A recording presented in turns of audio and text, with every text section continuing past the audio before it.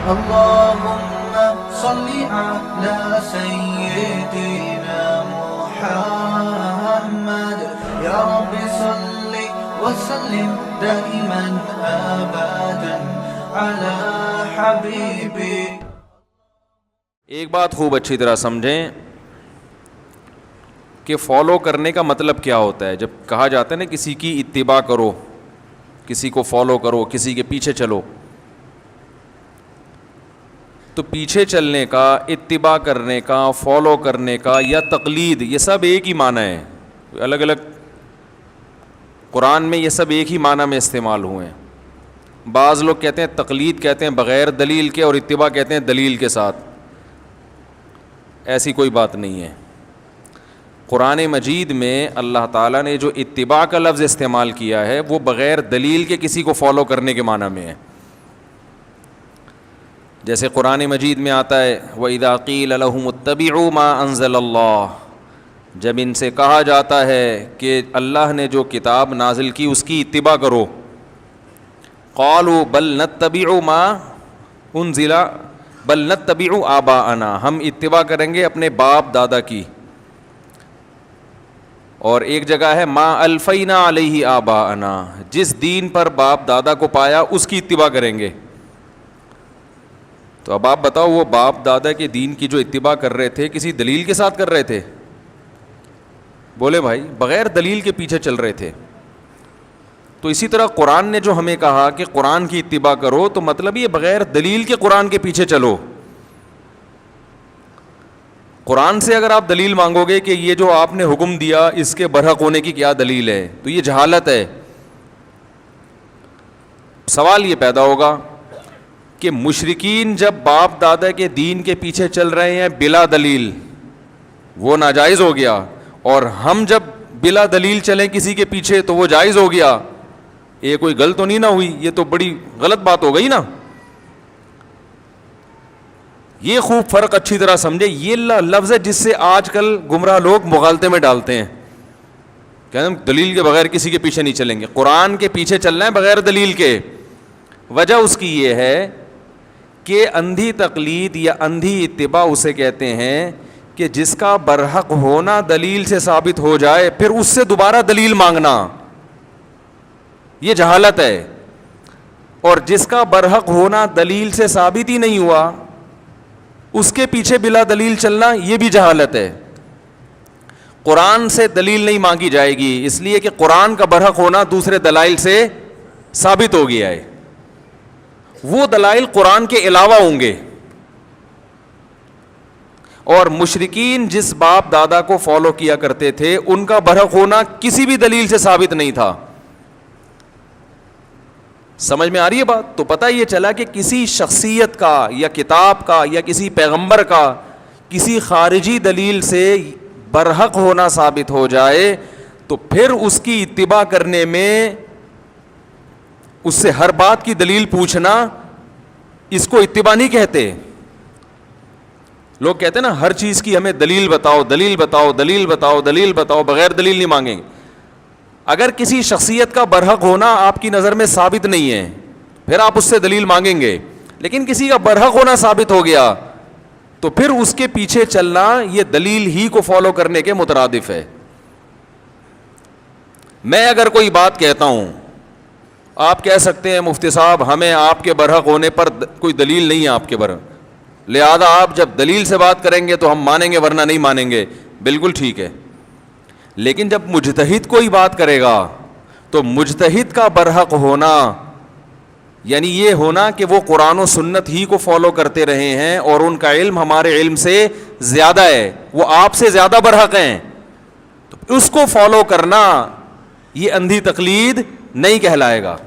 تو ہم جن مجتہدین کی طرف آپ کو دعوت دیتے ہیں ان کو آپ بھی برحق مانتے ہیں اور ہم بھی برحق مانتے ہیں, تو ان کو فالو کرنا یہ اندھی تقلید نہیں کہلاتا. اور اس کا قرآن نے حکم دیا ہے وَاتَّبِعْ سَبِيلَ مَنْ أَنَابَ إِلَيَّ, اس کے پیچھے چلو, اس کو فالو کرو جو میرے راستے پہ چل رہا ہے. یعنی یہ بات دلیل سے ثابت ہو جائے کہ جو اللہ کے راستے پہ چل رہا ہے یہ ثابت ہو جائے کہ یہ اللہ ہی کے راستے پہ چل رہا ہے, تو پھر تم نے اس کے پیچھے چلنا ہے, اتباع کرنی ہے. سمجھ میں آ رہی بات؟ اور اتباع کہتے ہیں پیچھے پیچھے چلنا، اور یہ لفظ نکلا کس سے؟ تبیع یتبعو، عربی میں تبیع اس گائے کے بچے کو کہتے ہیں جو اپنی اماں کے پیچھے پیچھے چلتا ہے. وہ اماں سے دلیل نہیں پوچھتا کہ اماں یہاں کیوں جا رہی ہو وہاں کیوں جا رہی ہو. تبھی میں کہتا ہوں جتنے گمراہ لوگ یوٹیوب پہ آپ کو الفاظ کے گھماؤ سے الو بنا رہے ہیں نا، انشاءاللہ اللہ کی رحمت سے امید کر کے کہتا ہوں کہ میرے سامنے بیٹھیں گے تو میں ان کے دلائل انشاءاللہ ان کے دلائل کے بخیے ادھیڑ دوں گا انشاءاللہ کہ یہ کس طرح سے گھماتے ہیں باتوں کو. لفاظی ہے اور کچھ بھی نہیں ہے. علماء سے مجتہدین سے بدگمان کر کے نئے نئے فرقے مارکیٹ میں لانا اور اس پہ قرآن و سنت کا لیبل لگانا، حالانکہ وہ لوگوں کو یہ کہہ رہے ہوتے ہیں کہ آپ ہماری اتباع کرو. لیبل قرآن و سنت کا ہے. رہا یہ مسئلہ کہ وہ جو ہاں میں پہلے تبیع کا لفظ بتا دوں. تبیع کسے کہتے ہیں؟ اتباع کرنے والا. تو گائے کے بچے کو کیا کہتے ہیں؟ تبیع کہتے ہیں، کیونکہ وہ اپنی ماں کے پیچھے پیچھے چلتا ہے.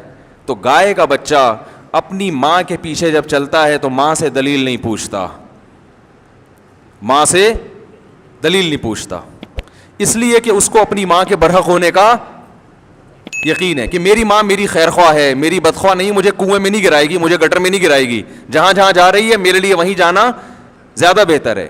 تو جب کسی مجتہد کا برحق ہونا کسی خارجی دلیل سے ثابت ہو جائے تو پھر اس کے مجتہد کے پیچھے پیچھے چلنا اور اس سے دلیل کا مطالبہ نہ کرنا، یہ تو عین قرآن مجید کا حکم ہے.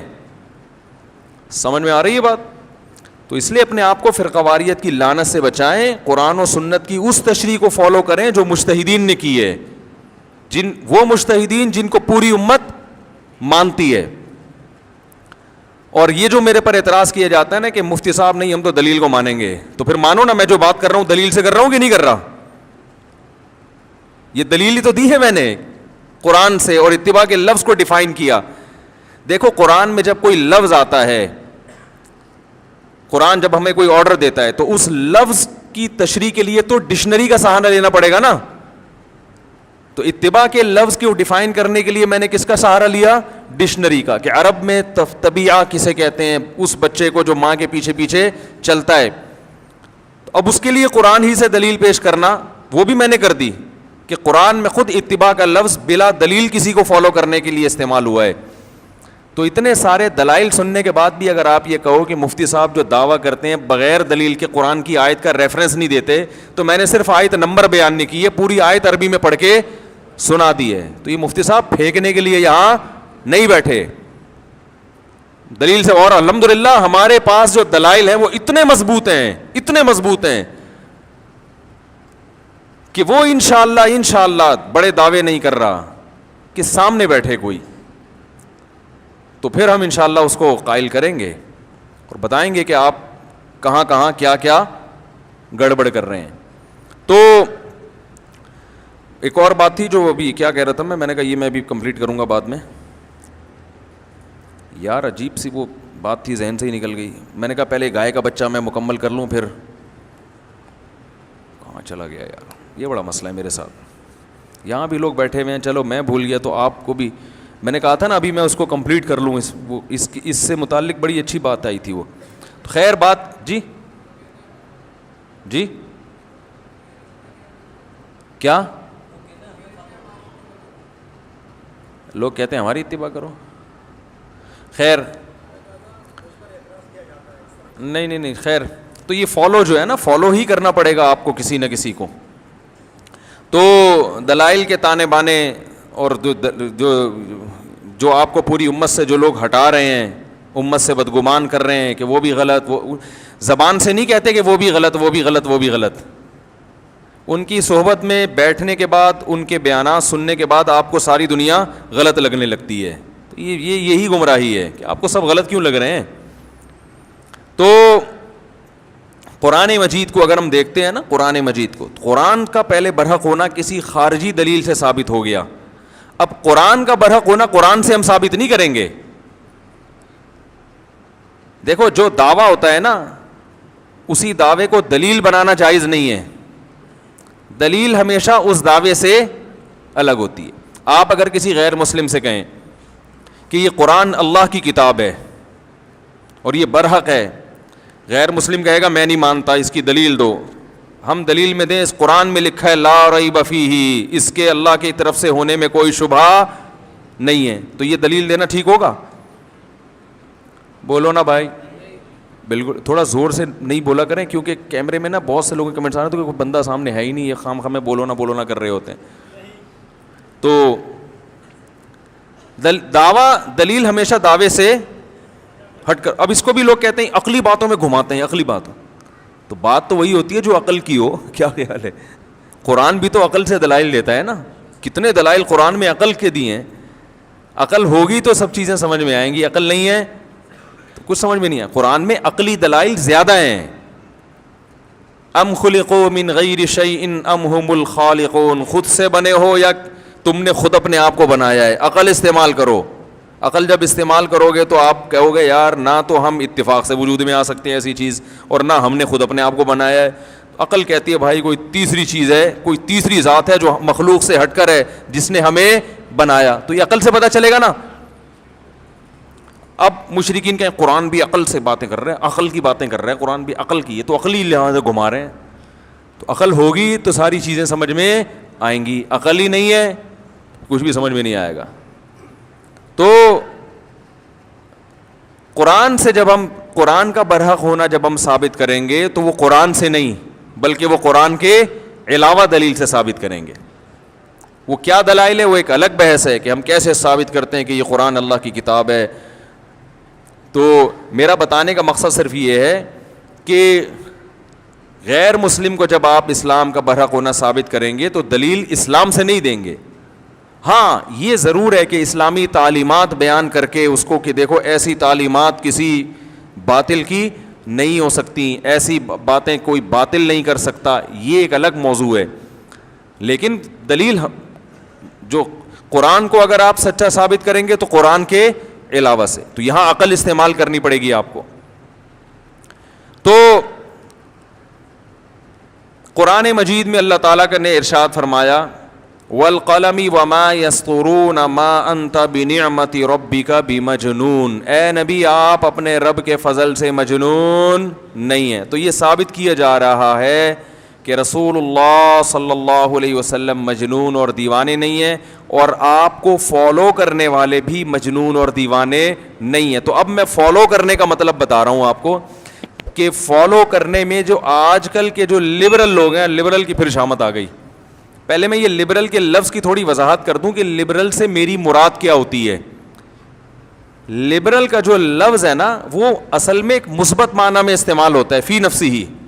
لبرل کا مطلب ہوتا ہے دوسرے کی دلیل کا احترام کرنے والا, کسی ایک خاص نظریے پہ ضد اور ہٹ دھرمی کی وجہ سے جمع نہ ہو. وہ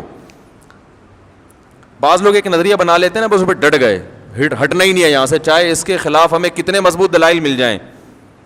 تو یہ غلط ہے. اس کا اپوزٹ کیا کہلاتا ہے؟ بولو نا, لبرل. مطلب براڈ مائنڈڈ, وہ دوسرے کے نظریات کو قبول کرنے کی صلاحیت رکھتا ہے. تو اصل میں تو یہ بہت اچھی صفت ہے انسان کی کہ آپ کا ظرف بڑا ہو, آپ دوسرے کی دلیل سننے کی صلاحیت رکھتے ہیں, وہ سمجھنے کی, اور اگر سمجھ میں آ جائے تو اس کو قبول کر لیتے ہیں, اپنے نظریے سے دستبردار ہوتے ہیں. یہ اچھی صفت ہے. لیکن آج کل کے جو لبرل ہے نا, نام نہاد لبرل جنہیں کہنا چاہیے, وہ اصل میں لبرل ہیں نہیں. لبرل اصل میں وہ ہیں جن کو جو لبرل کے اپوزٹ جو مذہبی. آپ کہیں کس قسم کی باتیں مولوی صاحب نے شروع کر دی. لبرل میں ہوں, سمجھ رہے ہیں؟ لبرل وہ لوگ ہیں جو مذہب کو فالو کرتے ہیں, اس لیے کہ مذہب کے برحق ہونے کے دلائل اتنے مضبوط ہیں کہ جو دلائل کو فالو کرے گا وہ لازمی مذہب کو فالو کرے گا. آپ کو جو بنیاد پرست قسم کے مذہبی لوگ نظر آ رہے ہوتے ہیں اور آپ کو لگ رہا ہوتا ہے یہ ڈھیٹ ہیں, یا تو وہ مذہبی ہوتے نہیں ہیں, وہ مذہب کو کیش کرا رہے ہوتے ہیں اپنے مفاد میں, یا تو وہ مذہبی ہوتے نہیں ہیں. مذہب کا لیبل تو ہر ایک لگا سکتا ہے نا بھائی. ابھی ایک صاحب آئے, وہ کہنے لگے وہ فلاں صاحب کا دعویٰ ہے, وہ بڑے عاشق رسول ہیں, پیر صاحب ہیں, بہت زبردست اللہ کے عشق میں اور رسول کے عشق میں بہت نعتیں بھی پڑھتے ہیں اور روتے رہتے ہیں. جماعت سے نماز میں شارٹ ہوتے ہیں, وہ جماعت سے نماز میں کیا ہوتے ہیں؟ شارٹ ہوتے ہیں. تو لوگ تو اس کو بھی مذہبی سمجھتے ہیں بھائی، حالانکہ وہ مذہبی نہیں ہے۔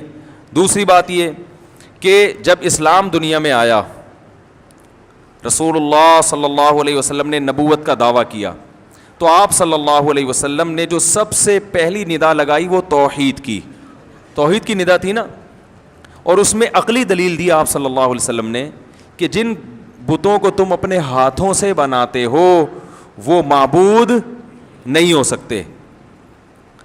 اب جو باپ دادا سے پتھروں کے بنے ہوئے بتوں کی پوجا کرنے والے تھے وہ تھے فنڈامنٹلسٹ۔ کیا خیال ہے؟ بنیاد پرست، اتنی مضبوط دلیل کے باوجود وہ اپنے مذہب سے ہٹنے کے لیے تیار نہیں تھے۔ جنہوں نے محمد صلی اللہ علیہ وسلم کی اس دلیل کو سنا اور فوراً سمجھ میں آ گئی ان کے، اور انہوں نے اپنے باپ دادا کا دین چھوڑ دیا کہ بات بالکل صحیح ہے، تو وہ لبرل تھے کہ نہیں تھے؟ اصل تو وہ لبرل تھے، حضرت عمر تھے، حضرت ابو بکر تھے، حضرت عثمان تھے، جنہوں نے صدیوں پرانے باپ دادا کے دین کو یک لخ چھوڑ دیا۔ حضرت عمر نے قرآن کی چند آیتیں سنی ہیں اور اپنے باپ دادا کے دین کو چھوڑ دیا کہ یہ کسی باطل کی آیات نہیں ہو سکتی۔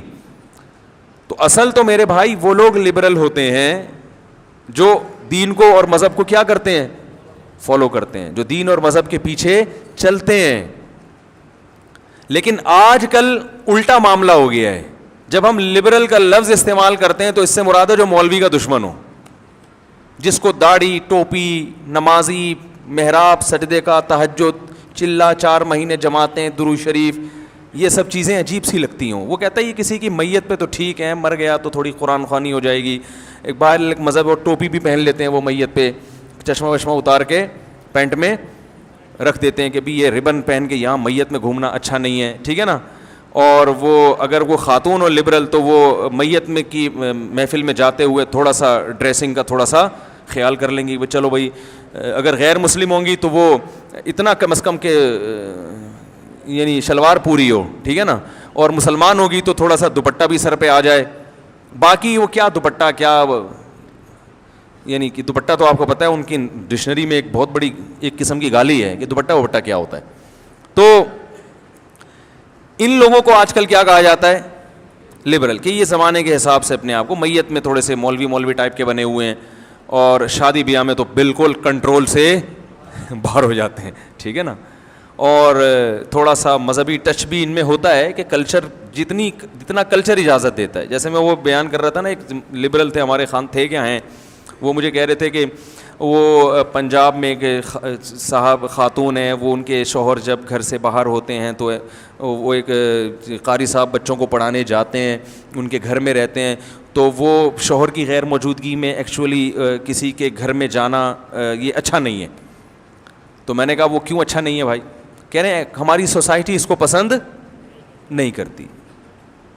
اب یہ تو نہیں کہہ سکتے مذہب اس کو پسند نہیں کرتا بھائی۔ ایک میاں گھر سے باہر ہے تو وہ کوئی بھی قاری ہو، وہ گھر میں یا قاری کیا یا ٹیوٹر ہو، کوئی بھی ہو، تو بالکل ایک جوان آدمی گھر میں جائے اور بیگم صاحب اکیلی ہوں اور مرد گھر میں نہ ہو تو سوسائٹی اس کو پسند نہیں کرتی۔ اس پہ شبہات ہوتے ہیں، انہوں نے کوئی تہمت نہیں لگائی ہوگی یا کچھ بھی، یہ تو ایک اہم الگ بات ہے، لیکن ہماری سوسائٹی اس کو پسند نہیں کرتی، یہ غلط ہے۔ میں نے کہا کیوں غلط ہے؟ تو وہی بات کہ سوسائٹی اس کو پسند، اس کو کہتے ہیں آج کل کے لبرل، کہ مذہب کا نام لیتے ہوئے شرم آ رہی ہے۔ کیونکہ اگر وہ یہ کہیں مذہب اس کو پسند نہیں کرتا تو میں کہتا مذہب تو داڑھی کاٹنے کو بھی پسند نہیں کرتا بھائی۔ کیا خیال ہے بھائی؟ مذہب تو جو آپ فجر کی نماز میں سوتے پڑے رہتے ہو، مذہب اس کو زیادہ ناپسند کرتا ہے کہ فجر کی نماز آپ روزانہ گول کر دیتے ہیں۔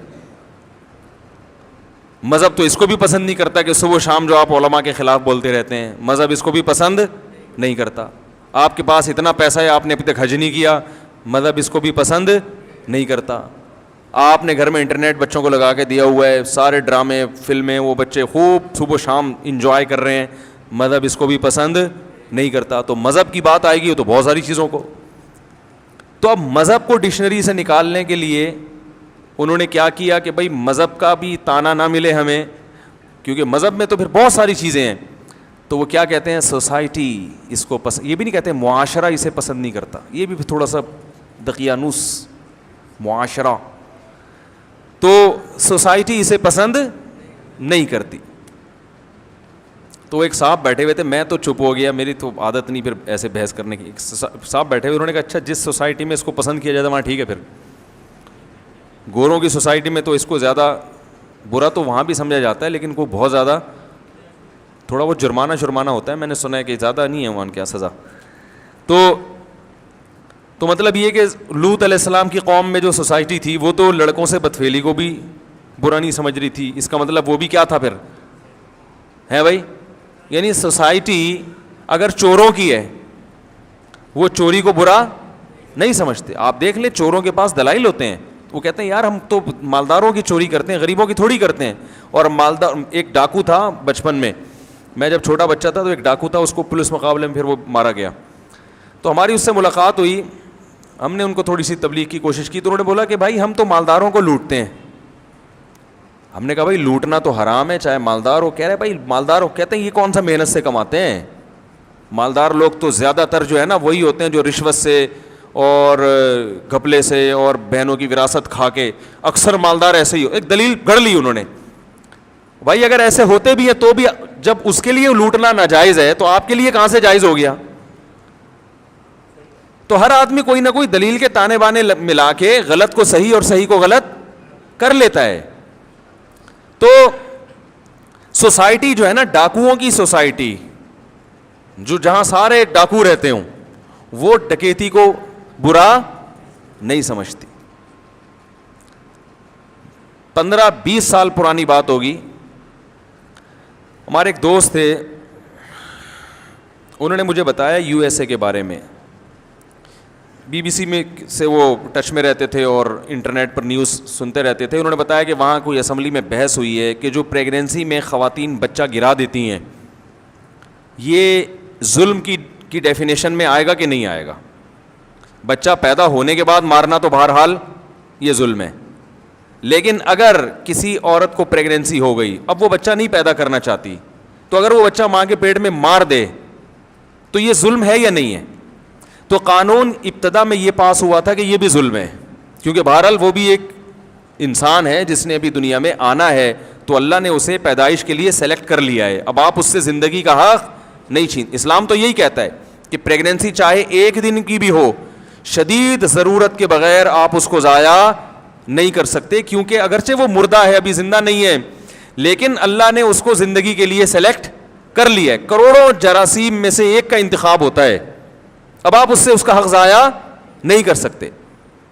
اور اگر اس میں جان پڑ گئی, ہارٹ بیٹ شروع ہو گئی, پھر تو کسی قیمت پہ نہیں آپ اس کو گرا سکتے, وہ تو زندہ ہے, وہ تو بچہ ہے. تو قانون یہ پاس ہوا کہ بھئی نہیں گرا سکتی عورت. جب یہ قانون پاس ہوا تو بہت بڑا احتجاج ہوا خواتین کی طرف سے کہ ہم پہ ظلم ہے, ہم اگر ہماری چاہت کے بغیر پریگنینسی ہو گئی, بعض دفعہ پوری احتیاطی تدابیر ہوتی ہیں پھر بھی پریگنینسی ہو جاتی ہے, تو ہمیں کیوں مجبور کیا جا رہا ہے کہ ہم اس بچے کو پیدا کریں لازمی, یہ تو ہم پہ ظلم ہے. اور احتجاج ہوا اور بالآخر وہ قانون واپس لے لیا گیا. تو مجھے وہ میرے شاگرد تھے جنہوں نے یہ بتایا نا, انٹرنیٹ پہ سرچ کرتے, انہوں نے کہا کہ ایک گورے ہی نے اس قانون کے خلاف آواز اٹھائی ہے اور ایک مضمون لکھا ہے جو کسی نیوز پیپر پہ میں شائع بھی ہوا ہے. وہ آواز یہ اٹھائی کہ خواتین نے احتجاج کیا اور آپ نے قانون واپس لے لیا, کیونکہ آپ اپنی قوم کا جو ری ایکشن ہے نا وہ برداشت نہیں کر پا رہے کہ خواتین اس قانون کو مانتی نہیں ہیں. لیکن اس نے کہا یہ ظلم ہے, اس لیے کہ جس بچے کو ماں گرا رہی ہے اس کو بھی تو احتجاج کا موقع دو نا, کہ میرے خلاف جو قانون بن رہا ہے میں اس کو قبول ہے. بھائی انہوں نے کہا ہونا یہ چاہیے کہ یہ بچے پیدا ہونے دو ان کو, پھر یہ بالغ ہو جائیں تو پھر ان سے پوچھو کہ تمہیں اگر ماں کے پیٹ میں گرا دیا جاتا تو ٹھیک تھا یا غلط تھا. اگر وہ کہتے ہیں ٹھیک تھا, ہماری ماں کی رعایت ہونی چاہیے تھی, ہماری گئی زندگی برباد, کوئی مسئلہ نہیں ہے, تو پھر تو یہ قانون کو کینسل کرنا چاہیے تھا, منسوخ کرنا چاہیے تھا. لیکن اگر وہ بچے پیدا ہونے کے بعد اور بالغ ہونے کے بعد یہ کہہ رہے ہیں کہ ہمیں ماں کے پیٹ میں گرانے کی اگر اجازت دے دی جاتی ماؤں کو تو ہم سے تو زندگی چھن گئی تھی, ہم اس قانون کو کسی قیمت پہ پسند نہیں کرتے, تو اگر ان کی اکثریت ہے تو پھر ان کے حق میں قانون پاس ہونا چاہیے. اور ظاہر ہے وہ تو ایسی عورتیں تو کچھ نہ کچھ ہوں گی جو یہ کہیں گی کہ ہمیں پریگنینسی گرانے کی اجازت نہ ہو, چند ہوں گی, لیکن ایسا ایک بچہ بھی نہیں ہوگا جو یہ کہے گا کہ مجھے ماں کے پیٹ میں مار دیا جاتا تو زیادہ اچھا ہوتا. اب بتاؤ ان کی سوسائٹی نے اجازت دے دی کہ ماں کے پیٹ میں بچے کو گرا دیا جائے, کوئی مسئلہ نہیں ہے, حالانکہ عقل یہ کہہ رہی ہے کہ یہ کیا ہے, اس بچے پر ظلم ہے, یہ ظلم ہے یہ. تو سوسائٹی سے فیصلے کرواؤ گے تو سوسائٹی تو ایسے فیصلے کرے گی, بلکہ گورنمنٹ سے فیصلے کرواؤ گے تو کرے گی. اتنی بڑی حکومت, اتنی پاورفل, جہاں بڑے بڑے دانشور بیٹھے ہوئے ہیں, انہوں نے ان بچوں کی رعایت نہیں کی جو ماں کے پیٹ میں زندگی حاصل کر چکے ہیں. ان کی قانون بناتے ہوئے ان کی کوئی رعایت نہیں ہے, کیونکہ الیکشن میں ان کا کوئی حصہ اور ان کا کوئی کردار ہے ہی نہیں. سیاسی رہنما تو یہ چاہتے ہیں نا کہ ہم قوم کو خوش کرنے کے لیے قانون بنائیں تاکہ ہمیں ووٹ زیادہ ملیں.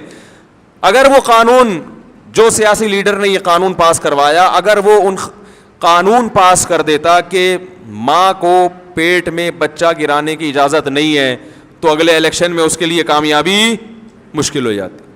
یہ ہے سوسائٹی.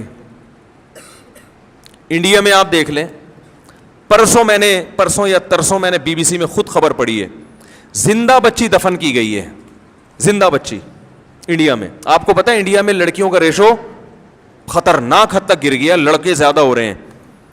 اس لیے نہیں کہ قدرت نے لڑکوں کی پیداوار بڑھا دی ہے, نہ نہ نہ نہ, ماؤں کے پیٹ میں بچیوں کو قتل کرنے کا ریشو خطرناک حد تک بڑھ گیا ہے. وجہ اس کی ہے کہ جب آپ مذہب کو فالو نہیں کرو گے تو پھر ہر شخص اپنا مفاد دیکھ کے قانون سازی کرے گا. سمجھ رہے ہیں؟ تو والدین یہ دیکھتے ہیں کہ بیٹی پیدا کرنے میں فائدہ کم ہے, بیٹا پیدا کرنے میں فائدہ زیادہ ہے, اور بچے بھی 2 ہی پیدا کرنے ہیں. یہ بھی آپ نے ان کا دماغ بنا دیا. ہمارے ہاں تو کوئی 2 یا 3 نہیں ہے, اگر 4-6 بیٹیاں بھی ہو جائیں تو آدمی کہتا ہے چلو یار 4 بیٹیاں ہوں گی تو ہو سکتا ہے اب لائن لگ جائے 4 بیٹوں کی. آپشن یہ ہے کہ 2-3 سے زیادہ بچے نہیں ہونے, تو پھر 2-3 بیٹیاں لوگ برداشت نہیں کریں گے, وہ پھر کہیں گے مجھے لڑکا لازمی چاہیے. اب اگر بیٹی ہو گئی تو یہ جوا ہو گیا کہ نہیں ہو گیا, کہ اب اگلی دفعہ دیکھیں کیا ہوتا ہے. تو اگر اس کے پیٹ میں, ماں کے پیٹ میں بیٹی ہوگی تو وہ گرائے گی لازمی. وجہ اس کی ہے وہ عقل سے یہ سوچتی ہے کہ بھائی میں نے اپنا مفاد دیکھنا ہے, کیونکہ اس بچی کو پڑھانا لکھانا ہم نے ہے, اس کو اچھی ایجوکیشن نہ دی تو رشتہ نہیں آئے گا, اور ایجوکیشن پہ پیسہ ہم نے خرچ کیا تو فائدہ کون اٹھائے گا؟ سسرال. تو ہم کیا پاگل ہیں سسرال کے منہ بھرنے کے لیے اور اس کی خواہشات کو بھرنے کے لیے ہم لاکھوں روپے بیٹی پر اڑا دیں؟ پاگل ہیں کیا؟ تو وہ اپنے لحاظ سے بالکل ٹھیک سوچ رہے ہیں. اس کا نقصان کس کو ہو رہا ہے؟ اس بیٹی کو جس کو پیدا ہونے کا حق اس سے چھین لیا گیا. اور بعض دفعہ یہ ہوتا ہے کہ پیدا ہونے کے بعد اس طرح سے قتل کر دیا جاتا ہے کہ کیس نہ بنے. تو جلد بازی میں بوڑھے آدمی نے, یا کوئی بھی جوان تھا بوڑھا تھا واللہ عالم, اس نے جلد بازی میں نا کہ بیٹی کا, اس کو لگا کہ مر گئی ہے, ابھی مری نہیں تھی, اور اس نے کمبخت نے لے جا کے دفنا دیا اس کو. وہ بعد میں کسی نے کھود کے نکالا, کہا یہ تو زندہ ہے, وہ بچ گئی وہ بچی جو ہے. تو یہ جو جرم ہو رہا ہے معاشرے میں, بتاؤ یہ مذہب سے بغاوت کا نتیجہ ہے یا نہیں ہے؟ دنیا کا کوئی قانون اس جرم کو ختم کر سکتا ہے کیا؟ کوئی نہیں. یہ پولیس سے ختم کروانا ممکن نہیں ہے, کیونکہ پولیس یہ کرے گی نا, خود اس کے اپنے گھر میں یہ ہو رہا ہوگا, وہ خود اپنی بیوی سے کہہ رہا ہوگا کہ بیٹی ہے تو گرا دو اس کو. اس لیے کہ جب معاشرے میں اس کا کوئی بڑا کردار ہی آپ نے اس کو ختم کر دیا, صرف کمانا ہی اور ایجوکیشن ہی دنیا کی سب سے بڑی ضرورت ہے, تو وہ کہیں گے یار ہم سارا خرچہ اس بیٹی کے اوپر کریں اور فائدہ کس کو ہوگا؟ سسرال کو. تو پاگل ہے ہم سسرال کے لیے اتنی محنت کریں, ہم بیٹے پہ خرچ کریں گے فائدہ ہمیں ہوگا, اور وہ ہے بھی کمزور, اور ہے بھی آپ کے پاس 2 آپشن, 2 سے زیادہ کرنے نہیں ہیں. تو یہ سب اللہ کے قانون کو نہ ماننے کے دنیا کے عذابات ہیں جو آ رہے ہیں دنیا میں. سمجھ رہے ہو نا؟ اللہ نے کہا کہ آپ کو اس میں چھیڑ چھاڑ کی اجازت نہیں ہے. اجازت آپ کو 2 ہو 3 ہو 4 ہو 10 ہو, یہ میرا کام ہے کتنے دینے میں نے, بیٹیاں دینی ہے بیٹے دینے, یہ میرا, مجھ پہ چھوڑ دو. اے اللہ اگر ہم تجھ پہ چھوڑ دیں اور تو نے مجھے 10 بیٹیاں دے دی تو میں کہاں جاؤں گا؟ سوال یہ پیدا ہوتا ہے نا. اللہ کہیں گے کوئی بات نہیں, تجھے اگر 10 دیے نا تو ممکن ہے تیرے کسی کزن کو یا تیرے کسی بھائی کو میں 10 بیٹے دے دوں, تو ان کے رشتوں میں مشکلات بولو نہیں ہوں گی. صحیح ہے نا؟ جتنی بیٹیاں ہوں گی اسی حساب سے لڑکے پیدا ہوں گے. اور دوسری بات اللہ سے ہم پوچھتے ہیں کہ اللہ ہم اگر اتنی بیٹیاں ہو جائیں گی تو اللہ ان کا خرچہ کون اٹھائے گا؟ ہم ان کو اتنی تعلیم دیں گے, فائدہ کون اٹھائے گا؟ سسرال. تو اللہ کہتے ہیں کہ تمہارے ذمے اس کی تعلیم نہیں ہے, اس کی تعلیم اس پہ خرچ وہ کرے گا جس نے اس کو بیوی بنا کے لے کے جانا ہے. اسی وجہ سے اللہ نے نابالغ بچی کی بھی شادی کی اجازت دے دی ہے. بیٹی تمہارے پیدا ہوئی ہے, امانت کسی اور کی ہے, تو یہ امانت بچپن میں بھی کسی کے حوالے کی جا سکتی ہے. تبھی اسلام میں نابالغ بچی کی شادی بھی بالکل جائز ہے. بہت مشکل ہے سمجھانا میرے بھائی. پہلے تو بہت ہوتا تھا, نابالغ بچیوں کی شادی ہوتی تھی, بھائی یہ بیٹی پیدا ہوئی ہے تو وہ آ جاتی تھی چمونی آپا کہ میرا بیٹا ہے بھائی, ابھی سے بیٹی مجھے دے دو, ٹھیک ہے نکاح پڑھاؤ, یہ آپ کی ہو گئی. بلوغت کے بعد رخصتی ہوگی. اب سسرال کی ذمہ داری تھی اس پہ خرچ کرنا, اس کی کہ بھائی ہماری بہو ہے تو اچھا ڈاکٹر بن جائے, اچھا انجینئر بن جائے. فائدہ کس کو ہوگا؟ ہمیں. ہم کہتے ہیں کہ شادی دیر سے کرو, اتنی لیٹ کرو کہ سارا خرچہ ماں باپ اٹھائیں, اور وہ بھی اس لیے کہ اگر ہم نے ایجوکیشن پہ خرچ نہیں کیا تو رشتہ ہی نہیں آئے گا سرے سے. کیونکہ مرد کے پاس منہ کالا کرنے کے لیے اس کے آفس میں لڑکیاں بہت ہیں. میں سمجھا پا رہا ہوں اپنی بات؟ جبکہ اللہ نے وہاں بھی مرد پہ پابندی لگائی اور عورت پہ بھی پابندی لگائی ہے کہ وہ بے پردگی نہ کرے, تاکہ مرد کو موقع نہ ملے, وہ مجبور ہو جائے شادی کرنے پر, وہ مجبور ہو جائے کسی بچی کو عزت کے ساتھ گھر میں دلہن بنا کے لانے پر. تو مذہب کی بغاوت, کہتے ہیں نا ایک جھوٹ چھپانے کے لیے 100 جھوٹ بولنے پڑتے ہیں. جب ان لوگوں نے, غیر مسلم ممالک نے مذہب کی بغاوت کی لبرل بننے کے چکر میں, تو اس بغاوت کے نتیجے میں جو فساد آئے نا, ہر فساد کو کے سائیڈ افیکٹ سے بچنے کے لیے کوئی دوسرا غلط قانون بنایا, پھر اس کے سائیڈ افیکٹ سے بچنے کے لیے تیسرا غلط قانون, اور وہ غلط در غلط ہوتا چلا جا رہا ہے. اس کا کوئی حل نہیں ہے سوائے وہ جو اسلام نے دیا ہے. سمجھ میں آ رہی ہے میرا خیال ہے بات؟ اسلام نے بہترین حل دیا, نابالغ بچی کی بھی شادی ہو جائے گی. باپ اگر دیکھے گا کہ یہ لڑکا میری بیٹی کے لیے انتہائی سوٹیبل ہے, یہ بہت اچھا خاندان ہے, ابھی سے بکنگ کرا دو بھائی, یہ تمہاری امانت ہے. اور ہوتا ہے, میں گلگت گیا تو وہاں مجھے ایک عالم نے بتایا کہ بھائی میری بچی جب پیدا ہوئی ہے تو میری جو بہن تھی اس نے کہا دیا بھائی یہ میرے بیٹے کی ہو گئی. یہ کیا ہو گئی؟ میرے بیٹے کی. تو کہہ رہے میں نے نکاح تو نہیں کیا, کیونکہ نکاح کرنے میں نقصان یہ تھا کہ اگر وہ لڑکا بعد میں صحیح نہ نکلا, وہ پتہ چلا وہ چھٹے لگا رہا ہے بیٹھ کے, یا وہ تعلیم ہی حاصل نہیں کر رہا, تو پھر میرے پاس بعد میں نو کا آپشن بھی رہے. تو ہم بھی مشورہ دیتے ہیں کہ بھائی نکاح نہ کرو, کیونکہ وہ لڑکا پھر بعد میں خراب بھی ہو سکتا ہے. پہلے زمانے میں خیر غالب تھی, خراب ہونے کے چانسز کم تھے, تو صحابہ تو نابالغ بچیوں کا نکاح کرتے تھے. لیکن آج کل مسئلہ یہ ہے کہ وہ پتہ نہیں کیا نکلے بڑا ہوگا, ماحول بہت خراب ہے نا. اور ہم اس زمانے میں یہ بھی نہیں ترغیب دیتے کہ نابالغ بچی کو کہیں طے کر دیں پہلے سے. طے کرنے میں بھی نقصان ہے, کیونکہ منگنی توڑنا بھی ایک مصیبت ہے, بعد میں وہ مکھنچو نکلا. لیکن اتنا تو ہے کہ بچی جب بالغ ہو رہی ہے, بلوغت کی دہلیز پہ پہنچ گئی ہے, تو اب اس کی ساری ذمہ داری کس پہ ڈال دو؟ سسرال پہ ڈال دو. بولا یہ آپ کی, میں نے اپنی بھانجی کا ایسا ہی نکاح کیا ہے, 8ویں پڑھ چکی تھی وہ, 8ویں میں 13 سال عمر تھی, تو ہمارے ہی بھانجے کا رشتہ آیا, مجھ سے مشورہ, سارے خاندان نے مخالفت کی, نہیں میٹرک تو کرنے دو ابھی بیچاری کو, ابھی تو بچی ہے. میں نے کہا بھائی دیکھو, اگر وہ لڑکا سمجھدار ہے اور خاندان سمجھدار ہے, انہیں پتہ ہے کہ بچی ہے, اس پہ زیادہ بوجھ نہیں ڈالنا. سمجھدار ہی نہیں ہے سسرال, وہی جاہل ہیں جیسے کہ بہت سارے ہوتے ہیں آج کل, پھر تو 40 سال میں بھی نہیں کرنی چاہیے. تو میں نے کہا پھر اگر اچھا رشتہ آیا ہے, حدیث میں کیا آتا ہے, انکار مت کرو. ان کو بھی پتہ ہے کہ بچی ہے بھائی, اس پہ ایسا نہ اسے 18 روٹیاں پکوا رہے ہوں ہیں, اور اسے جیسے ہوتا ہے بعض گھروں میں, وہ سمجھتے ہوں کہ بھائی ابھی اس سے اسی حساب سے ڈیل کرنا ہے. تو میں نے کہا پھر رخصت کر دو. رہا مسئلہ کہ ابھی تو میٹرک بھی نہیں کیا, تو بھائی وہ جو ہمارا بھانجا ہے ہم اس سے بول دیں گے تمہاری بیوی ہے بھائی, اگر تم چاہتے ہو کہ تم دنیا کو فخر سے بتاؤ میری بیوی ڈاکٹر ہے, تو اس کو میڈیکل کالج میں آپ داخلہ دلوا دینا اپنے خرچے پہ. اور اگر آپ چاہتے ہو کہ آپ کی بیوی بالکل پڑھی لکھی نہ ہو, صرف گھر کے اندر ہی محدود رہے, تو آپ 8ویں کے بعد 9ویں پڑھانے کی بھی 9th میں بھی ایڈمیشن کی ضرورت نہیں ہے. اور اگر آپ چاہتے ہو کم از کم انٹر تو ہو, تو انٹر کرا دینا, کیونکہ فائدہ آپ نے اٹھانا ہے. تو آج سے خرچہ کس کا ہوگا؟ آپ کا ہوگا.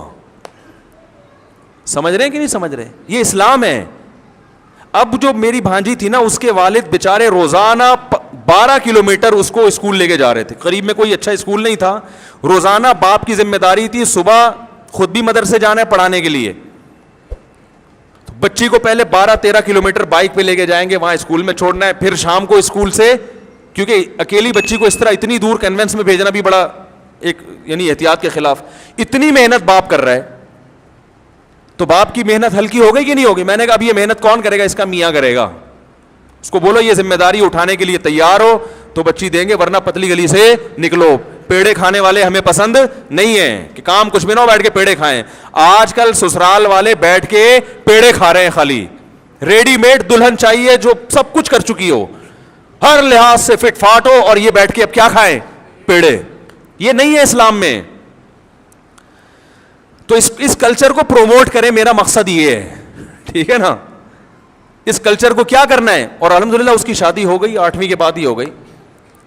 ہم نے تو پھر پوچھا بھی نہیں کہ میٹرک کرا دیا بھائی, اب میاں بیوی کا آپس کا مسئلہ ہے, میوچل انڈرسٹینڈنگ سے اگر وہ ڈاکٹر بنانا چاہے, ٹھیک ہے نا, ڈاکٹر بنا دو, انجینئر بنا دو, پی ایچ ڈی کرا دو, جو مرضی کرانا ہے, حج کرا دو, عمرہ کرا دو, مولون بنا دو, عالمہ بنا دو, تمہاری ہیڈک ہے. تمہاری بیوی عزت, بیوی کی عزت سے کس کی عزت ہے بھائی؟ پڑھی لکھی ہوگی تو لوگ تمہاری عزت کریں گے. ماشاءاللہ بھائی صاحب کی جو بیگم ہے وہ خود بہت بڑی صاحبہ ہیں. تو اب یہ تمہاری ہیڈک ہے. اور اگر ہوم میکر بنانا ہے تو گھر میں رکھو اس کو. تو ماشاءاللہ ان کی 4-5 سال ہو گئے میرا خیال ہے شادی کو, بڑی ہنسی خوشی زندگی گزر رہی ہے. اللہ اور ان کو خوشیاں نصیب کرے. تو ہم تو اس قسم کے ڈیزائن ہے ہمارا, اور یہ عین اسلام ہے. یہ کیا ہے؟ تو آپ بھی ایسا ہی کیا کریں. سمجھ رہے ہیں کہ نہیں سمجھ رہے؟ ایسے ہی کیا کریں, یہ اسلام. ورنہ نہیں کریں گے تو پھر غلط پہ جائیں گے, پھر اس غلط کے سائڈ افیکٹ کو صحیح کرنے کے لیے اور غلط, پھر اور انجام وہی ہوگا جو گوروں کا ہوا ہے. انجام کیا ہوگا؟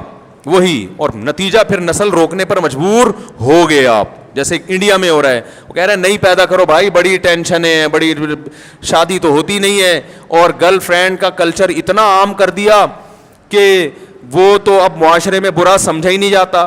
ہمیں تو یاد ہے بچپن میں کوئی گرل فرینڈ کسی کی ہو تو لوگ تھوکتے تھے اس کے اوپر, ابھی شرم نہیں آتی تو برا آدمی ہے معاشرے کا, منہ چھپاتا پھرتا تھا. نکاح کو لوگ پسند کرتے تھے. اب تو گرل فرینڈ ہول سیل کے حساب سے. اور ایک گرل فرینڈ ہوگی, ایک لڑکی کا فون آیا کہ میرا بوائے فرینڈ تھا, شادی کے لارے رپے دیے ہوئے تھے. بڑی بیچاری رو رہی تھی نا, شادی کے لارے رپے دیے ہوئے اس نے. اور نتیجہ اب لوگ مجھے کیا کہتے ہیں, دیکھو ان ٹاپک کو چھیڑتا ہے, جوان آدمی کری رہے, یہ یہی کچھ تو کر رہا ہے. وہ جوان آدمی جو ہے آج کل کر کیا رہا ہے, اسی میں تو برباد کر رہے اپنی صلاحیتوں کو. تو میں یہاں بیٹھ کے اور کیا آپ کے سامنے بیان کروں بھائی. اور اس کی طرف اتنی توجہ نہیں دی جا رہی تھی, دی جانی چاہیے. کلچر تباہ ہو رہا ہے, معاشرہ تباہ ہو رہا ہے, تو یہ سارا سسٹم تباہ و برباد ہو جائے گا میرے بھائی. کوئی فائدہ نہیں نمازوں کا, روزوں کا اور حج اور زکوٰۃ کا, کوئی فائدہ نہیں ہے اگر ہم اس سسٹم کو اڈاپٹ کر لیں جو غیر مسلموں کا نظام ہے. تو وہ لڑکی بیچاری, وہ بوائے فرینڈ بھی اس لالچ میں بناتی ہے کہ شاید کمبخت بعد میں شادی کر لے. ورنہ عورت کی طبیعت یہ نہیں ہے, وہ چاہتی ہے مجھے ایک آدمی ملے ڈنکا اور ہمیشہ میرا ساتھ دے. وہ اس کو آدمی بدلنے کا شوق ہی, لڑکیاں بدلنے کا شوق لڑکوں کا ہوتا ہے, لڑکیوں کو لڑکے بدلنے کا شوق نہیں ہوتا. اس کی فطرت ہے, نیچر ہے. تو وہ کہتی ہے وہ میرے لارے رپے دیے ہوئے تھے. کہیں اس نے اس کا اپنے بوائے فرینڈ کا جو ہے نا موبائل اٹھا کے چیک کر لیا, پتہ چلا اس میں تو ہول سیل کے حساب سے سب سے یہی وعدے کیے ہوئے کہ میں صرف اور صرف کس کا ہوں, تمہارا. اور بائک کے پیچھے لگوائے ہوئے صرف تم. ہر ایک سمجھ رہی ہے کہ صرف میں, کسی کو کیا پتا. تو یہ پنجاب کی خواتین ماشاءاللہ صحت کی بھی اور جذبات کی بھی ٹائٹ ہوتی ہیں. اس لڑکی نے کیا کیا ہے, یہ پنجاب کی تھی, اس نے اٹھا کے نا جوتوں سے مارنا شروع کیا اس کو. اس کے گھر جا کے اس کو کہا کہ پہلے اس کی بہنوں کو کہا کہ میں ایکچولی ملنا چاہتی ہوں, تو کلچر تو ماڈرن ہے, آئیے ملیے, آپ کے بوائے فرینڈ نے, میرے جو بردر ہیں وہ آئیے ملیے, ملاقات کریں. ہم بھی تو جاتی ہیں نا ملنے کے لیے, آپ بھی تشریف لائیے. بڑی خوش ہوں کہ بھی میرے بھائی سے ملنے آ رہی ہیں. وہ آئی, وہ کمبخت سو رہا تھا اس وقت, اس کی شامت آ گئی. اس سوتے ہوئے اس نے فوراً موبائل, اس کو شک بھی نہیں تھا کیونکہ اتنے لارے, یہ کراچی کا واقعہ ہے, تو اتنے لارے رپے دیے ہوئے تھے نا اس نے کہ اس کو 100% یقین تھا کہ یہ جھوٹا نہیں ہو سکتا. تو وہی ہوا کہ اس کے موبائل اٹھایا, سو رہا تھا, اس کو موقع مل گیا. اس نے تو بیچاری نے شاید چیک کرنے کے لیے ویسے ہی اٹھایا, تو پتہ چلا کہ ان باکس میں میسیجز جب دیکھے تو بھائی بہت سب کو الو بنایا ہوا ہے. تو پھر اس نے طبیعت سے الحمدللہ اس کے چترول لگائے, طبیعت سے دھویا نا, مار مار کے بھرکس نکالتے, وہ سوتے ہوئے کو مارنا شروع کیا. مجھے پتا ہے, میں نے کہا یہ کام بڑا ہو گیا خاندانی. اچھا پھر ابھی کہانی ختم نہیں ہوئی ہے. اس بندے کو احساس ندامت ہوا, وہ رویا, مجھے غلطی ہو گئی, مجھے معاف کر دو, اور اتنا وہ اس نے کیا کہ یہ سمجھ بیٹھی کہ اب کیا ہو گیا, سچی مچی میں توبہ کر لی ہے. بعد میں پھر بائک پہ کسی لڑکی کے ساتھ جاتے ہوئے دیکھا اس نے.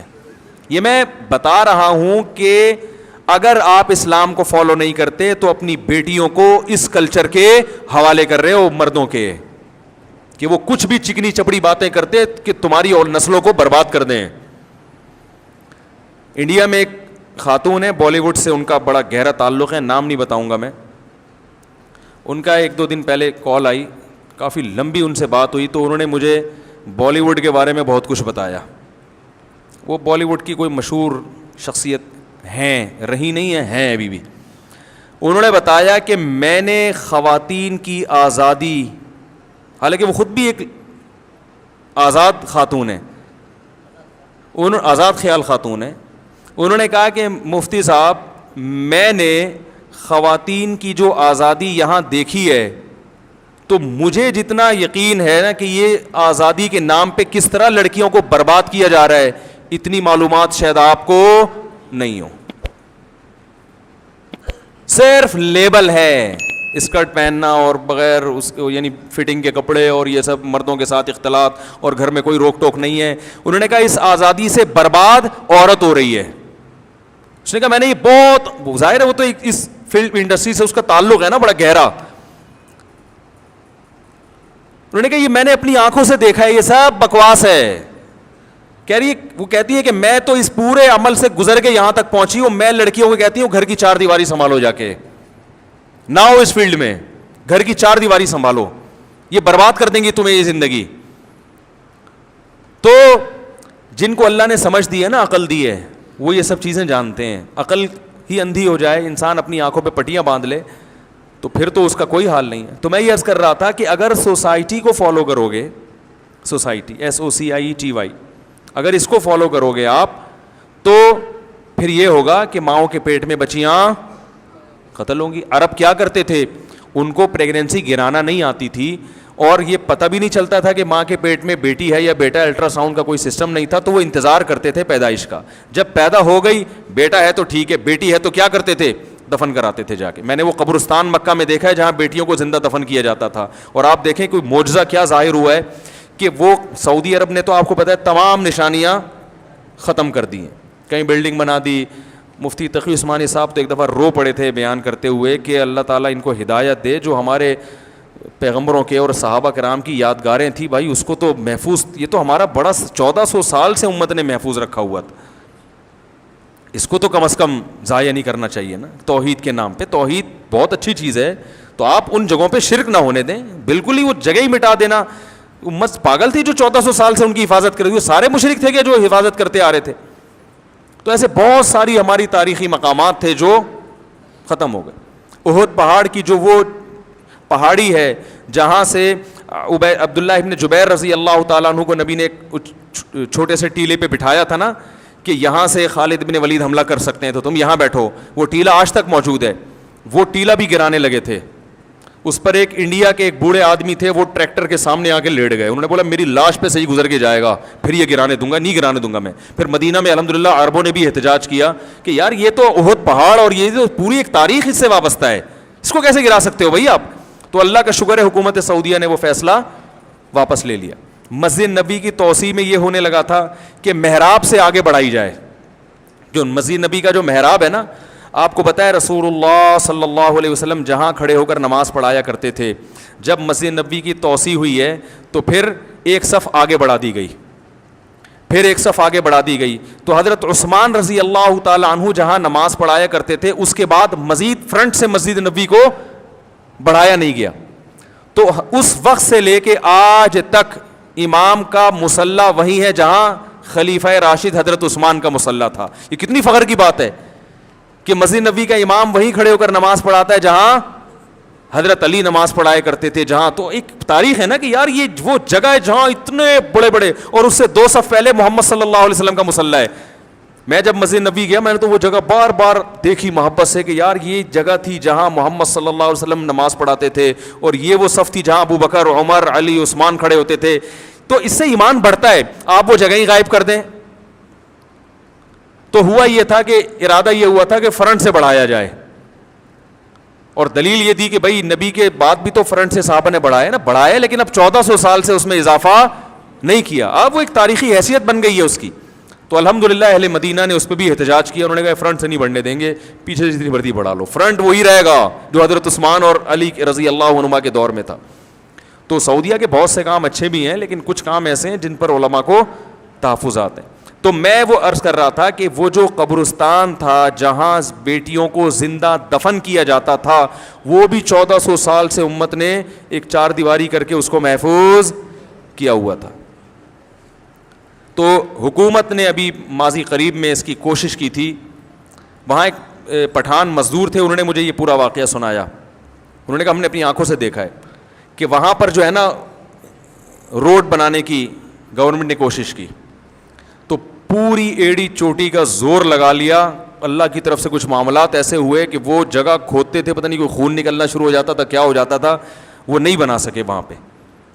تو مجبوراً اب آپ وہاں جائیں گے نا, آپ دیکھیں گے روڈ, یہ چھوٹا سا میدان ہے جہاں بچیوں کو زندہ دفن کیا جاتا تھا, تو روڈ اس سے گھوم کے جا رہا ہے. آپ خود کہیں گے کہ یار سیدھا جانا چاہیے تھا نا, لیکن وہ تھوڑا سا کرو ہو رہا ہے, ایسے گھوم کے جا رہا ہے. تو صاف پتہ چلتا ہے کہ یہ جو ہے وہ جان کر نہیں کیا گیا, مجبوری میں کیا گیا ہے. تو وہ قبرستان, اس سے پتہ چلتا ہے کہ اللہ نے اس قبرستان کو باقی رکھا ہوا ہے, کہ جو لوگ حقوق نسواں کی بات کرتے ہیں, لڑکیوں کے حقوق کی بات کرتے ہیں, تو انہیں یقین آ جائے اس قبرستان کو دیکھ کر کہ عورت کو حقیقی معنوں میں حق صرف اسلام نے دیا ہے. ابھی بھی یقین نہیں آئے تو جاؤ ان ملکوں کے حالات جا کے دیکھو جہاں اسلام نہیں ہے.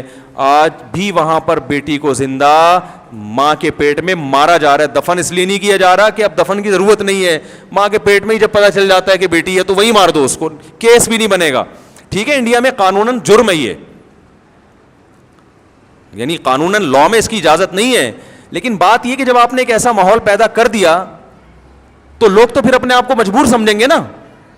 ماحول تو آپ نے یہ بنا دیا کہ بچے بوجھ ہیں, پھر ان کی شادیوں میں مشکلات, پھر جہیز کی رسومات, اور پھر اس کی ایجوکیشن, اور پھر آزادی اتنی ساری. جب لڑکیوں کو آزاد کریں گے تو لڑکوں کو فری میں جب اپنی خواہش پوری ہوگی بیوی نہیں بنائیں گے, تو ماں باپ اس پہ ہے کہ بوائے فرینڈ تو مل جائے گا میری بچی کو 15 سال میں, اچھا آدمی نہیں ملے گا, یہ ایک الگ ٹینشن.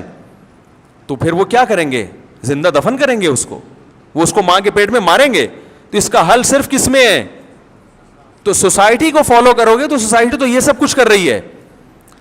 ایک صاحب مجھے کہنے لگے کہ پولیس اس کو روکتی ہے کہ کسی بچی کو ماں کے پیٹ میں مارنے نہ دیا جائے, کیس بنتا ہے. میں نے کہا اس پولیس والے سے جا کے پوچھو کہ تم نے اپنے جو ہے نا اپنی کتنی بیٹیوں کو قتل کیا ہے, اس سے جا کے پوچھو. کہے گا ہم بھی چھپ چھپا کے کر رہے ہیں.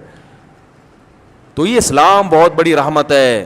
یا بولی من یشاء اناسا, اللہ نے فرما دیا جس کو چاہتا ہوں بیٹیاں دیتا ہوں, ہبا کرتا ہوں, عطا کرتا ہوں. ہبا کہتے ہیں گفٹ.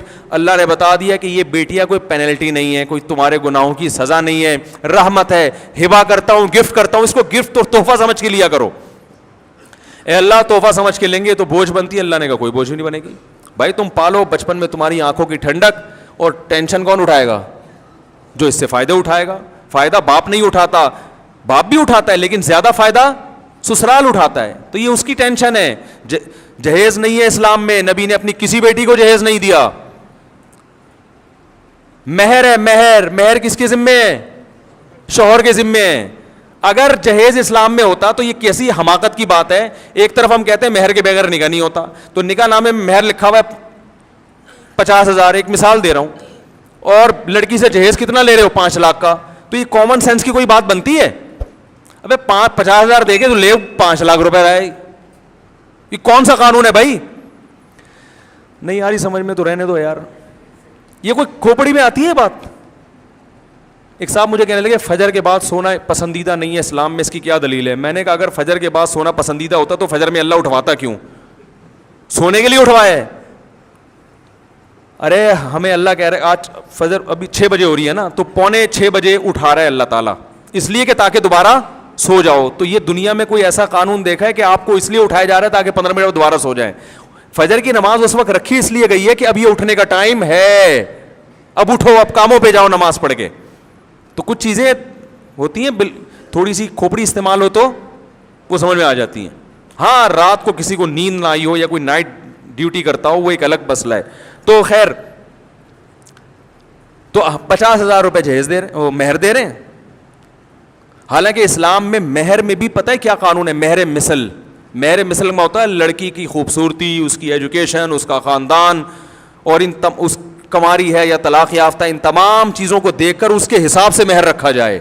اور یہ مہر مارکیٹ میں یہ صرف اربوں میں رہ گیا ہے, اور افغانیوں میں, انڈین پاکستانیوں میں یہ مہر ختم. اب مہر کیا ہو رہا ہے؟ 25,000, 10,000, وہ بھی موجل بعد میں ادا کیا جائے گا.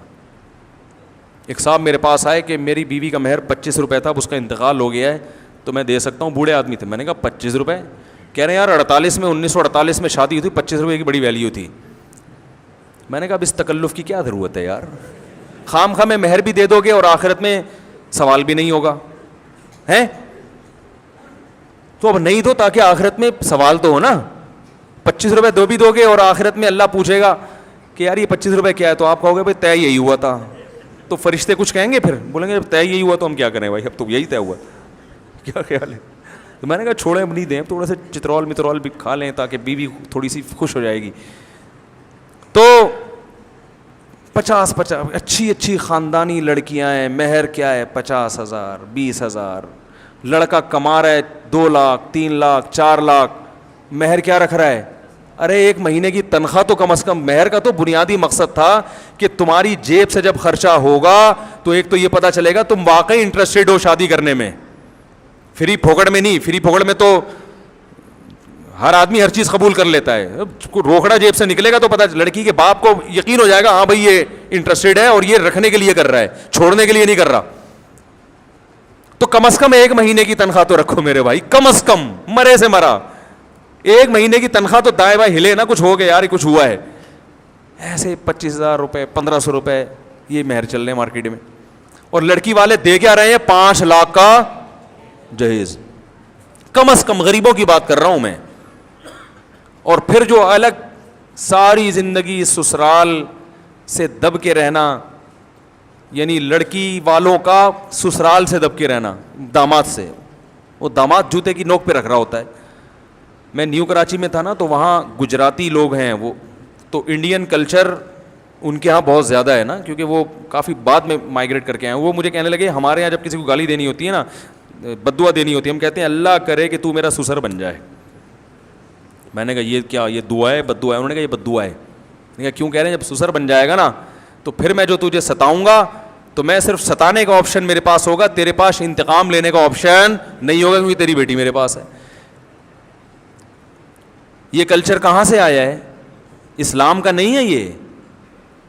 اس لیے کہ وہ بیچارے اتنے مجبور کہ ہم نے 5 لاکھ جہیز بھی دیا اور کم بخت اتنی مصیبت سے استخارے نکال کے اور پتہ نہیں کیا کرا کے یہ منوس معذرت کے ساتھ ہمیں ملا ہے. اب اگر اس نے طلاق دے دی تو پھر تو طلاق کا دھبا جب لگے گا تو 50,000 مہر کے بجائے اب کتنا ملے گا؟ 5,000. وہ بھی جب ہے جب کوئی اچھا رشتہ مل جائے. اور وہ پھر اس کو بھی کسی کو بیٹی کو پہنانا وہ بھی ہمارے لیے مصیبت. اور اگر کسی نے کر بھی لی تو ساری زندگی کے تو طلاق یافتہ تھی, پھر بھی میں نے کیا ہے. تو اس لیے میں کہتا ہوں میرے بھائی, یا تو غلط بنو تو پھر تمیز سے غلط چلو. جیسے گورے نے کیا کیا جب انہوں نے مذہب کو چھوڑا نا, یہ تو عیسائیت کی بھی یہی تعلیمات تھی جو اسلام کی ہیں. انہوں نے عیسائی مذہب کو جب اپنی اسمبلی سے نکالا اور کلچر سے نکالا, مذہب صرف چرچ کے اندر محدود رہ گیا, تو وہ لبرل اس معنی میں جو میں آپ کو لبرل کے جو بتا رہا تھا کہ مذہب دشمن, تو وہ بنتے چلے گئے. پھر انہوں نے ہر غلط کو صحیح کرنے کے لیے اس سے زیادہ غلط کیا. پھر اسے اب وہ اتنا غلط کر دیا کہ گے میرج بھی حلال ہو گئی ان کے یہاں. باپ کو اولڈ ہوم میں جمع کرانا بھی کیا بن گیا؟ حلال ہو گیا. بچیوں کو ماں کے پیٹ میں مارنا بھی کیا ہو گیا؟ حلال ہو گیا. اور آپ نے ایک بیوی رکھ کے 10 گرل فرینڈ رکھی ہے, اس کے بھی الاؤڈ کر دیا انہوں نے. حالانکہ یہ تو بالکل ہی سائنس کے خلاف ہے. ابے تو اپنی بیوی سے وفا, جب تو نے شادی کی ہے تو پھر تیرے دوسری لڑکیوں میں انٹرسٹڈ کیوں ہے؟ کہہ رہے ہیں تو کیا کریں ہم. ہو گیا. پھر جب مرد کو اجازت مل گئی تو آپ کی بیگم صاحبہ نے بھی اگر بوائے فرینڈ رکھ لی ہے تو وہ بھی, تو پھر اس تکلف کی ضرورت کیا تھی؟ ہاں تو پھنسے چلے جا رہے ہیں. اب ان کے پاس کوئی حل نہیں ہے. جس دلدل میں انہوں نے اپنے آپ کو پھینک دیا ہے نا, اب ان کے پاس سوائے اسلام کے کہ پورے اسلام میں داخل ہو جائیں, اب کوئی حل نہیں ہے. اور وہ بھی اب اسلام دشمنی اتنی کر چکے ہیں کہ اب اس کی طرف بھی آنا, کہ بھائی جن مذہب کو ہم صبح و شام برا والا کہتے تھے, تبھی تو کہتے ہیں نا کہ کسی سے دشمنی کرو تو اتنی کہ واپسی کا آپشن رہے. ایک ڈاکٹر سے آپ نے دشمنی لے لی اور آپ کو پتا ہے آپ کے محلے میں اس کے علاوہ کوئی دوسرا ڈاکٹر ہے نہیں, تو پھر کیسے ٹیکا لگواؤ گے؟ اس سے بخار ہو گیا اور اس کے علاوہ کوئی ڈاکٹر نہیں ہے, اب اس سے ٹیکا لگواتے ہوئے ڈرے گا یار کوئی زہر کا انجیکشن نہ لگا دے. یہ کیا خیال ہے بھائی؟ تو ایک اللہ تھا جو صحیح راستہ بتاتا, آپ نے اللہ اور اللہ والوں سے ہمیشہ کے لیے دشمنی کر لی, اس کو اپنی ڈکشنری سے نکال دیا, اپنی اسمبلی سے نکال دیا, چرچ تک محدود کر دیا, مسجدوں تک محدود کر دیا. تو پھر وہی ہوگا جو معاشرے میں ہو رہا ہے, پھر خودکشیاں ہوں گی, ڈپریشن کی گولیوں کا کاروبار عروج پہ ہوگا. آپ کو پتا ہے کہ اس زمانے میں جتنی مالی فراوانی ہے پہلے زمانے میں نہیں ہوا. پہلے زمانے میں غربت بہت تھی, اس زمانے میں جو ترقی ہے اور مال و دولت کی روانی ہے وہ زیادہ ہے, لیکن پہلے ڈپریشن کی گولیاں نہیں بکا کرتی تھیں. بہت زیادہ کسی کے سر میں درد ہوا تو ایک کتھے اور تمباکو تھوڑا سا اس دن زیادہ ڈال دیا پان میں, ایسا ہی ہوتا تھا نا. ہماری دادی غصے میں آتی تھی نا, دادی ہماری, تو اس دن پان تھوڑا زیادہ کھایا کر, یہ ہوتا تھا ڈپریشن کا علاج. جب غصہ اسا ٹھیک ہوا تو پھر ٹھیک ہو گئی. آج کیا ہو رہا ہے, وہ بالکل ہی باولے ہو رہے ہیں ڈپریشن میں. وہ نہ کوئی سٹا کام آ رہا ہے ان کے, نہ گٹکے سے سکون مل رہا ہے, پھر وہ نفسیاتی ڈاکٹر کے پاس جاتے ہیں, پھر وہ ساری زندگی کی ٹینشن بیٹھے بیٹھے. اب میرے پاس ایسے کیس آ رہے, میں کہتا ہوں یار کیا ہو گیا معاشرے کو. کوئی پاگل ہونے کی وجہ ہو تو انسان پاگل ہوتا, اچھا بھی لگتا ہے. بلا وجہ پاگل ہو رہے ہیں, تنخواہ میری کم ہے تو پاگل ہو گیا. ابے بھائی تنخواہ کم ہے لیکن کھانے پینے کو تو مل رہا ہے نا تجھے. کھانے پہ صبح ناشتہ تو پراٹھے کھا رہا ہے, تو دوپہر کھانا بھی کھا رہا ہے, تو رات بھی کھانا کھا رہا ہے, چائے کے پیسے بھی ہیں تیرے پاس اور رات کو سونے کی جگہ بھی ہے. اب اگر زیادہ کو دیکھو پھر تو انتہائی نہیں ہے, پھر تو قارون کو دیکھنا شروع کر دو گے, پھر تو بھائی آپ کو پھر زرداری بھی کم لگے گا آپ کو. حقیقت بتا رہا ہوں آپ کو. اور اگر یہ دیکھو میری ضرورت کتنی ہے, تو اللہ کا فضل ہے. ہمیں تو اپنے بارے میں لگتا ہے یار اللہ نے ہمیں ہماری حیثیت سے کروڑہ گنا زیادہ دیا, اتنی ہماری اوقات نہیں ہے جتنا اللہ نے ہمیں دے دیا. الحمدللہ سب کے ساتھ ایسا ہی معاملہ ہے. تو سوسائٹی میرے بھائی آپ کو صحیح گائیڈ نہیں کرے گی, مروائے گی. اور ہم میں سے ہر شخص کس کو دیکھ رہا ہے؟ سوسائٹی.